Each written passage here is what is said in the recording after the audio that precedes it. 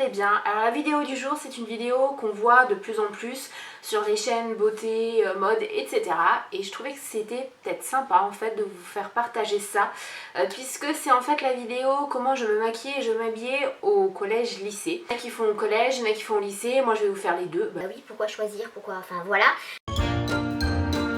Je sais que j'ai un côté qui est un petit peu noir et un côté super exposé, c'est juste que je me suis mise différemment dans la pièce. Autre précision par rapport à mes cheveux, oui je les ai coupés, enfin j'en pouvais plus. Donc je suis désolée pour ceux qui préféraient le long, moi j'aime vraiment beaucoup, je kiffe. Donc on y va tout de suite parce qu'il y a un tuto, parce que enfin bon voilà, il y a pas mal de choses, on y va.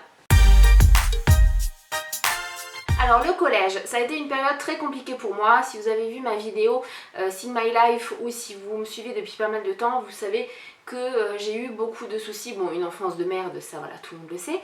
Mais le fait en fait que j'ai eu des gros soucis de poids, que j'étais vraiment en obésité morbide et que après j'ai eu des crises de boulimie, d'anorexie, ça a été très compliqué.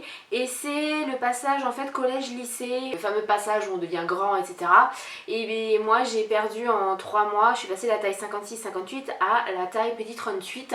Donc ça a été un gros choc pour moi, donc il y a eu un avant et un après. Le collège ça a été horrible et on va très vite passer dessus puisque la tenue en fait, vu mon poids, je pouvais pas me permettre de mettre tout ce que les autres filles mettaient. Du coup c'était soit des chemises en jean mais fermées jusque là parce que le quadruple menton ça le faisait pas trop, soit des gros pulls en laine. Et alors pour le bas, je pense que c'est une des choses qui devrait être interdite et ne plus jamais se retrouver en rayon au niveau de la mode, ce sont les fuseaux. Pour les jeunes qui me regardent, ils ne savent pas ce que c'est, je vais vous expliquer parce que je suis gentille mais on se moque pas. Le fuseau c'était un petit peu comme un legging, donc quelque chose qui collait quand même pas mal à la peau, qui n'était pas en matière jean mais plutôt matière pantalon de votre mamie qui... enfin... Voilà, ça le faisait pas du tout. Et en fait, en bas, au niveau du talon, il y avait un élastique qui était censé tenir le pantalon vraiment bien dans la chaussure. Parce que oui, le pantalon, on le mettait bien dans la chaussure, on serrait bien, enfin voilà. Donc vu que j'étais vraiment en énorme surpoids, vous pouvez imaginer le truc, c'était horrible, ça débordait de partout, c'était une catastrophe. Et au niveau du make-up, il n'y a rien à dire non plus pour le collège, puisque je ne me maquillais pas. Je ne prenais pas soin de moi, c'était les cheveux toujours attachés en arrière, ou alors je les laissais détacher, mais c'était vraiment du n'importe quoi. J'avais vraiment pas le physique, même au niveau du visage, mais j'avais vraiment pas aucun trait en fait d'une adolescente. J'étais quand même encore une petite fille et du coup c'était très compliqué pour moi. Je voulais pas me maquiller parce que je voulais pas qu'on me remarque encore plus que ce qu'on me remarquait. Parce que quand j'arrivais dans une classe on me disait ah bah c'est bon, il y a le poids lourd qui arrive ou des trucs comme ça. Donc vraiment à ce niveau là pour le collège c'est très rapide parce qu'il y avait rien quoi. Mais comme je suis sympa quand même avec vous, je vais vous mettre une photo de moi au collège. Ça a été très compliqué pour moi en fait, je me suis beaucoup posé la question est-ce que j'allais vous la mettre ou pas. Et au final, j'ai plus honte en fait de ce que j'étais parce que je suis plutôt fière de ce que je suis aujourd'hui, de comment je suis aujourd'hui, même si je suis encore bien loin de ce que j'aimerais. Mais donc du coup je vais vous mettre une photo. C'est une photo donc début collège qui pour moi ne rappelle pas de très bons souvenirs, mais vous allez mieux comprendre quand je vous dis que j'étais en surpoids, que je prenais pas soin de moi, que j'étais pas coquette, etc. Voilà les dégâts.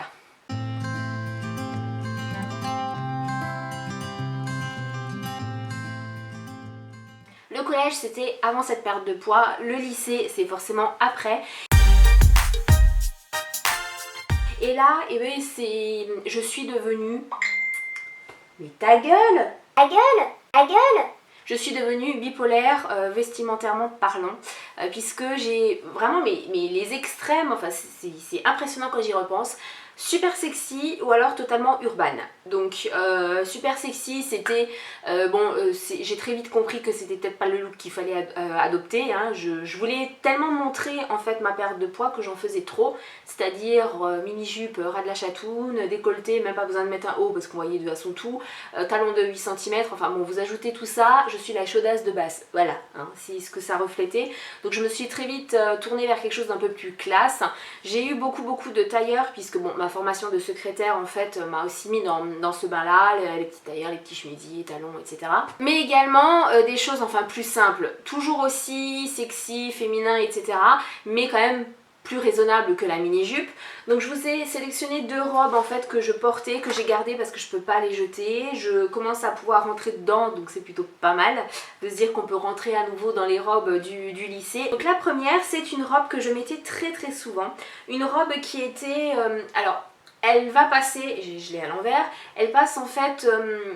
à l'image, elle passe pas du tout comme elle est normalement. Donc elle est à moitié bleue, à moitié violette et elle est très longue, plutôt moulante avec des petites bretelles comme ça. J'aimais vraiment beaucoup la porter, très agréable, totalement en coton.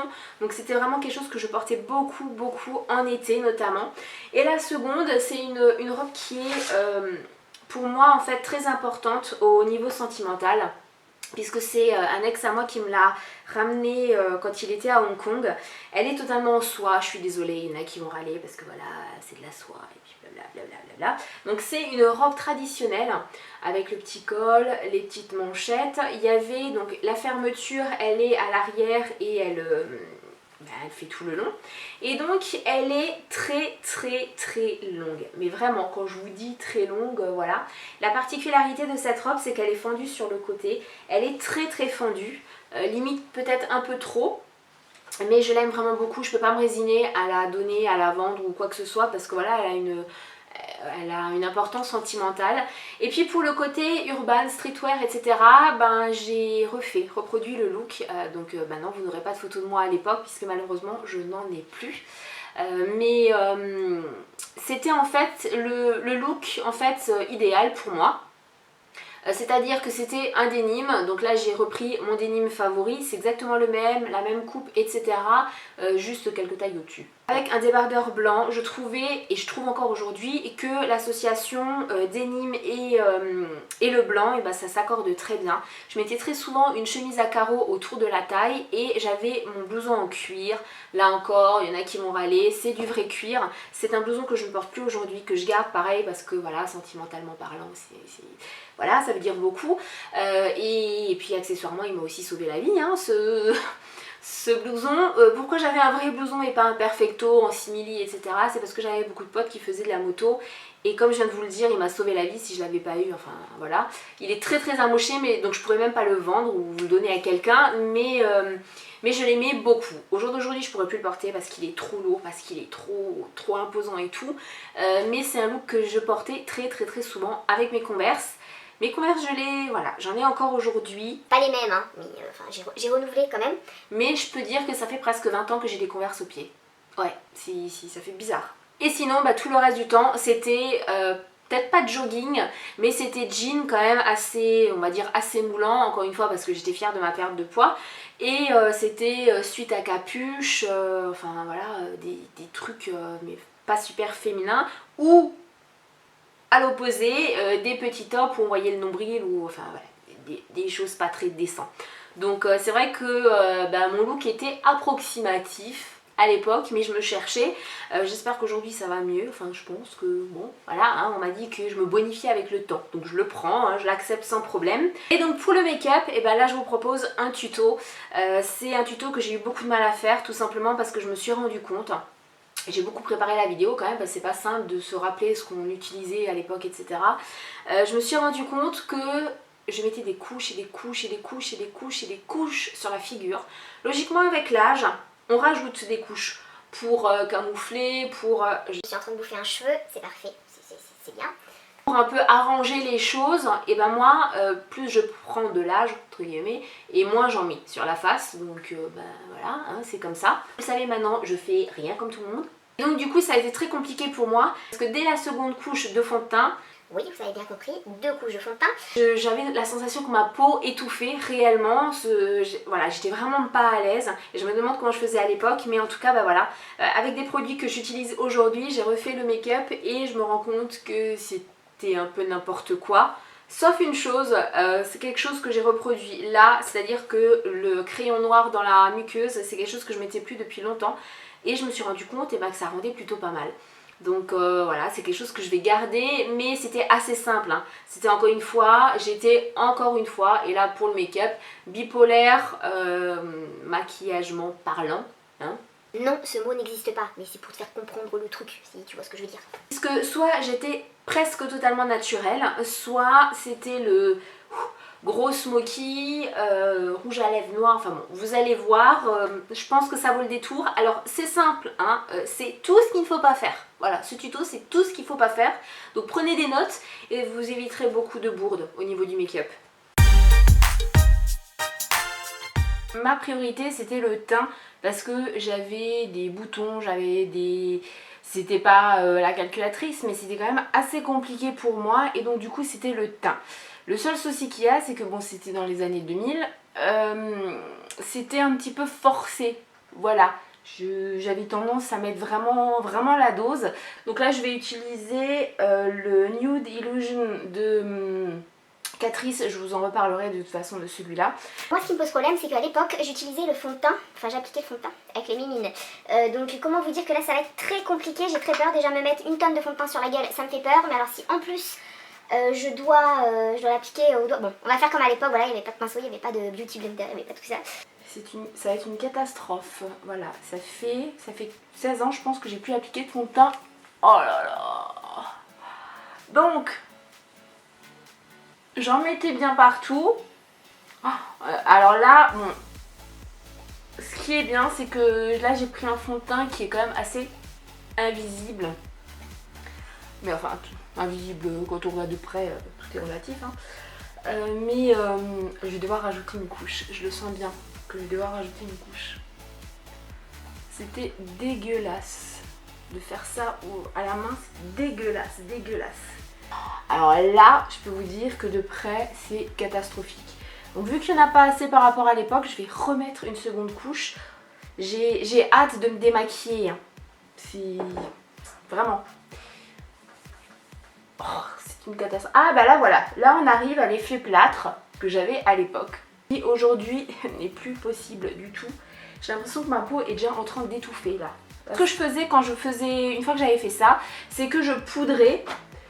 Et je poudrais avec une poudre tout aussi claire. Bon là bah, je vais prendre ma poudre habituelle. Bon je prenais quand même un pinceau, hein, quand même, pour à ce moment là. Mais j'en mettais des tonnes.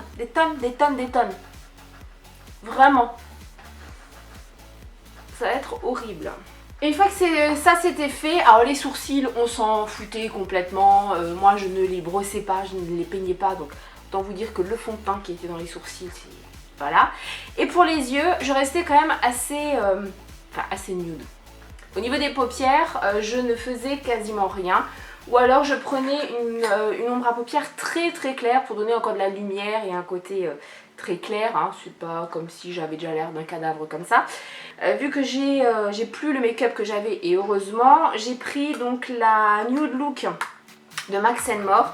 Et je vais prendre du coup, voilà, là la troisième, elle est vraiment super irisée, super lumineuse. Et c'est totalement le style de fard que j'avais. Alors, dans les années 2000, c'était encore comme dans les années 90, tout ça, c'était quand même assez paillettes et tout ça. C'était très... Mais je faisais ça quand même assez léger. Vous allez comprendre pourquoi, parce qu'après ça va se corser. Alors je ne faisais pas du tout de dégradé, de fondu, de machin dans la banane, c'était juste la paupière. Et voilà, c'est dégueulasse. C'est franchement dégueulasse. Il y avait quelque chose qui était indispensable, c'était ça. C'est-à-dire, c'était l'eyeliner dans la muqueuse, surtout parce que moi en fait le trait d'eyeliner, vous le savez, je n'ai jamais été douée pour ça. Et donc moi j'en mettais beaucoup dans la muqueuse. Je faisais un léger trait en fait comme un eyeliner et du coup après je blindais le mascara. Donc je vais vous mettre ça en accéléré parce que sinon ça... Voilà, vous allez vous endormir devant la vidéo. Et puis on va voir le résultat après, j'ai franchement peur.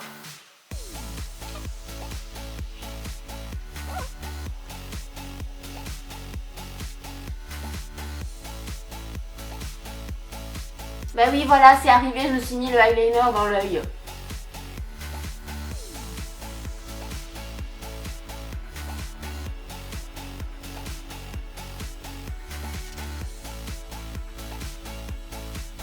Alors ce que je faisais également, c'est que je rajoutais du eyeliner comme s'il n'y en avait pas assez, en ras de cils inférieur pour faire un côté fondu à l'Avril Lavigne, vraiment Enfin, le truc qui est un peu coulé, qui est un peu bavé. C'était spécial à l'époque. Hein. Et en fait, je flottais avec le doigt. Voilà la technique de feu. Remarque, ça marchait, ça marche encore. T'as le doigt crade, tout va bien. Donc une fois que ça c'était fait, et bien c'était alors le recourbe-cils, on savait même pas ce que c'était. Et on mettait la race, enfin moi en tout cas je mettais la race de mascara, mais un truc de fou pour que c'était vraiment sur les yeux. Donc là je vais utiliser le volume Million de cils Fatal de chez L'Oréal et je vais en mettre la dose. Alors je ne faisais pas forcément de zigzag, je faisais genre je vais avoir des paquets sur la face et puis ça va se décalcomanier sur la paupière, enfin le truc super écœurant et super écœurant. Ça va quand même, il y a pire. Hein. J'ai vu des vidéos sur des youtubeuses qui se maquillent au lycée, je pense qu'il y a pire quand même. Ce que je faisais, c'est que je laissais sécher pour mettre une seconde couche, oui, parce qu'il n'y en avait jamais assez. Alors je sais que j'ai des cils qui sont quand même déjà à la base super longs, mais je voulais un effet encore plus long, un effet fossile en fait. Et du coup, les lèvres, soit je les laissais très joliment comme ça, avec la démarcation du fond de teint qui était... Voilà. Soit je partais sur quelque chose qui pimpait bien. Et c'était pas quelque chose raccord et tout ça, c'était souvent soit du noir, soit du rose. Alors le noir non, parce qu'au lycée c'était un petit peu mal vu, mais c'était du rose et je faisais le contour des lèvres quand même, je faisais ça bien. Donc là j'ai pris le crayon toujours de Max & More, le nude.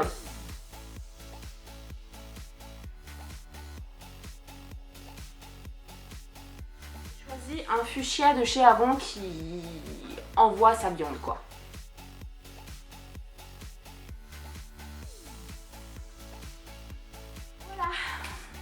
Voilà le résultat, et non, on ne faisait pas de contouring, non, on ne réchauffait pas avec du blush, non, c'était comme ça, voilà. Donc mon dieu, c'est horrible, je vais me démaquiller, mais direct. Autant les yeux ça pourrait aller, mais quand on regarde de près, ça a bavé, c'est un petit peu la catastrophe. Le teint, c'est juste pas possible, et les lèvres, c'est trop sec, c'est trop, voilà. Donc voilà comment j'étais en fait au lycée. Les lèvres c'était rare parce que on n'était pas censé avoir le droit. J'ai les mains qui ont du mal à se... tellement que j'ai le fond de teint. Je sais pas si vous voyez, c'est écœurant.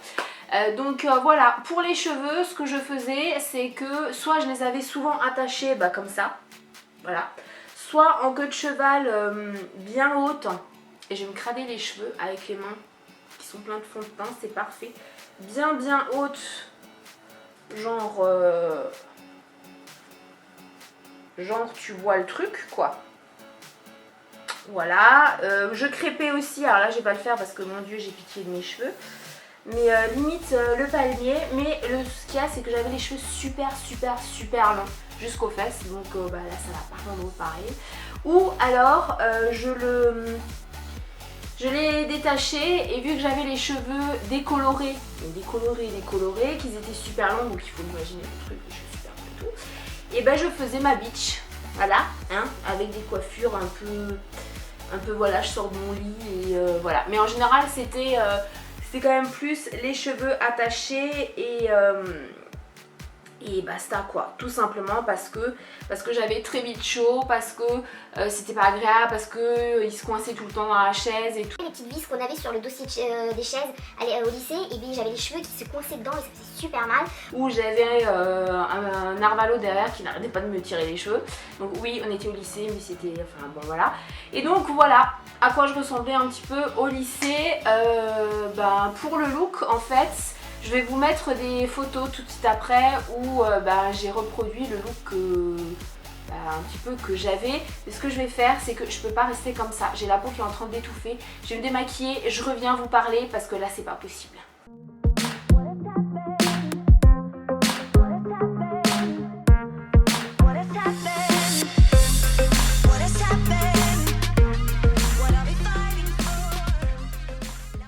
J'espère que cette cette vidéo vous plaira, je vous fais plein de bisous, je vous attends en commentaire.